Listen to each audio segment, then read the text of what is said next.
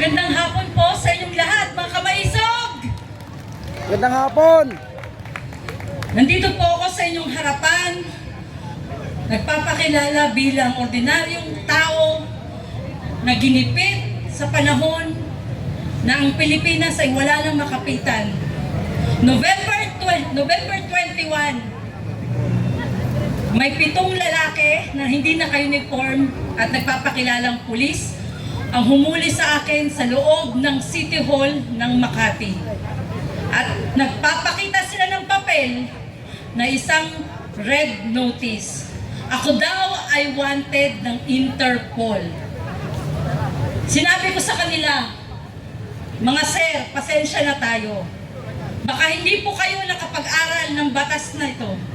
Wala pong karapatan ng Interpol sa akin. Ngayon, kung gusto niyo po akong dalhin niyo po muna ako sa 16th floor. Nandun po yung office, ang PAO. Pagdating ko po doon sa opisina ng prosecutor, ang sinasabi nitong 7, hindi po pwede. O sige, dalhin niyo po ako sa 15th floor. Nandun naman po yung RTC, so that is Regional Trial Courts. Hindi lang isang korte, maraming korte. Hindi nila ako binigyan ng pagkakataon. Ako daw po ay nahanap na ni General Torre at ni Lacanilaw at gusto po nila akong dalhin doon diretso. From the elevator, dinala ako sa Krame. Sabi nila sa akin, ma'am, itabi mo na yung cellphone, yung mga gamit mo. Sinabihan ko sila, sir, ba't ganito? Hindi, wala po akong kasalanan. Hindi ako pumunta doon sa Dubai. Bakit ako may kasalanan na ganito? Bakit niyo ako dinadala? Dahil dito sa isang photocopy, isang Xerox ng Interpol Red Notice. At yung Interpol Red Notice na yan, ay may, kung titignan nyo, ako daw po ay may niloko sa Dubai na isang Arabo at hiningan ko ng pera pambili ng condominium. Very impossible. Dahil ako po ay hindi pumunta ng Dubai at hindi nang hingi ng pambili ng condominium. At pagdating ko po sa harapan ni General Torre, nagpapalakpakan itong magagaling nating mga pulis. Kasama na po isang Colonel Red at isang Colonel Rosales at si Major Visco at 6 sa kanyang mga tao. Bigyan na po na magandang posisyon, bigyan, dahil nahuli na daw ako. Sabi ko, wala naman po akong kasalanan dito sa Pilipinas, wala akong warrant of arrest. Bakit ganito? Ikulong daw po ako. Pinabayaan ko silang gawin ng lahat. Dinala nila ako sa opisina ni General Torre at doon ako ay 6 na araw na kinulong. Tumawag ako kay Attorney Persida Acosta. Humingi ako ng tulong. Sabi ko, Attorney, ako po ay naka-illegal detain dito. At sinasabi nila, ako daw po ay kailangang maghintay ng eroplano. Either papunta ng Dubai or papunta ng ICC.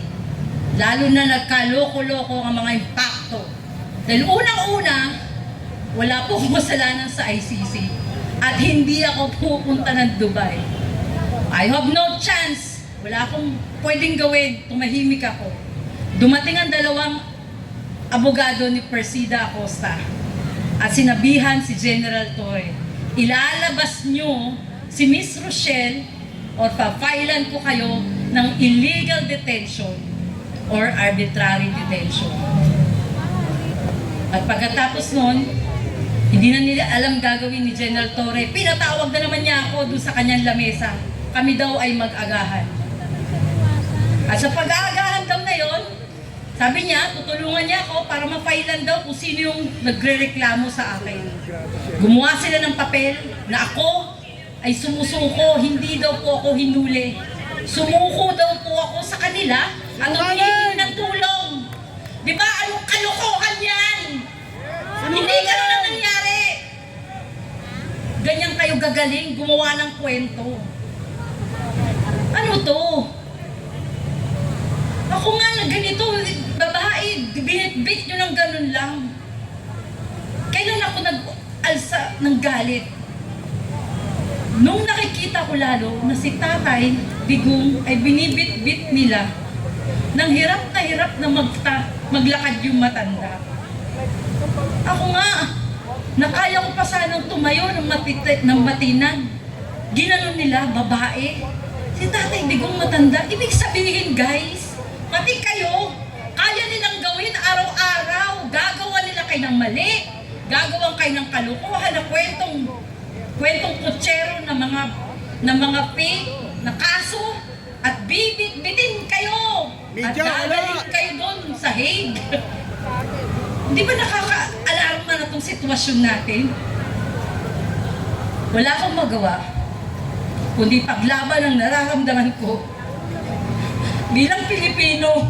Kasi puta na yung gobyerno ito!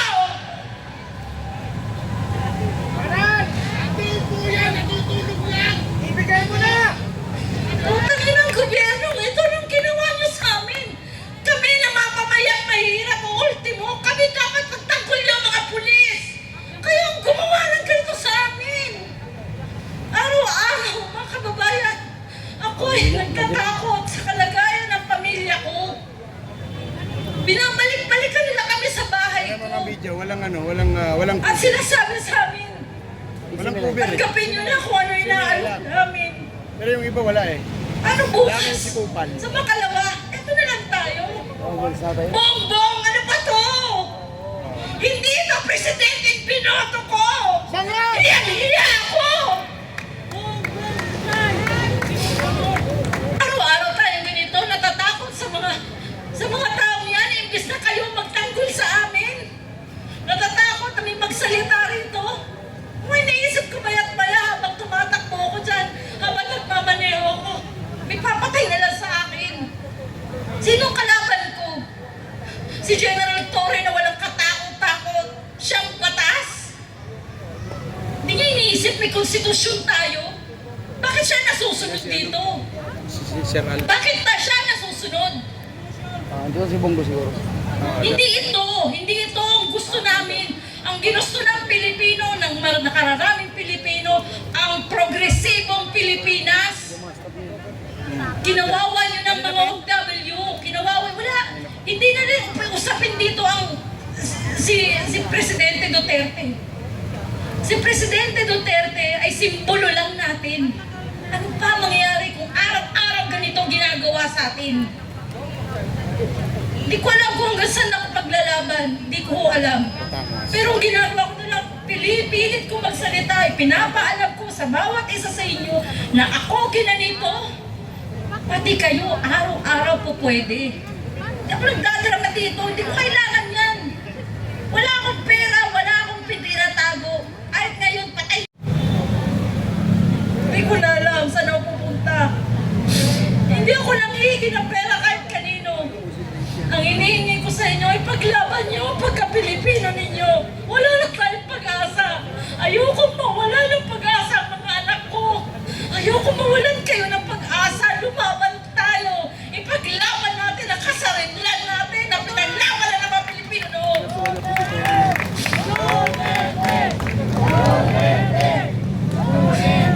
Nakakaiyak at sakit. Pero hanggang kailan tayo gaganituhin ang gobyernong binoto natin? At ang namamayani ngayon yung mga tao na kinaayawan natin noon. Ang mga oligarkiya na patuloy dyan na minamanipula ang ating gobyernong bangag.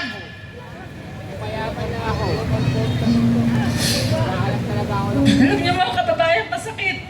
Pero wala na tayong magagawa. Ang pag-asa na lang natin ay ang darating na eleksyon. At ang 10 yan, aray nawa, bigyan pa tayo ng may kapal.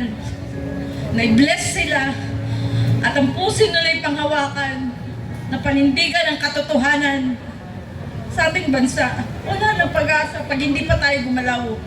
Sabihin natin sa ating mga pamilya, boto ninyo straight Duterte. Hindi ko alam, hindi ako nag-practice, hindi ako nag-ano na pupunta ako sa harapan ninyo.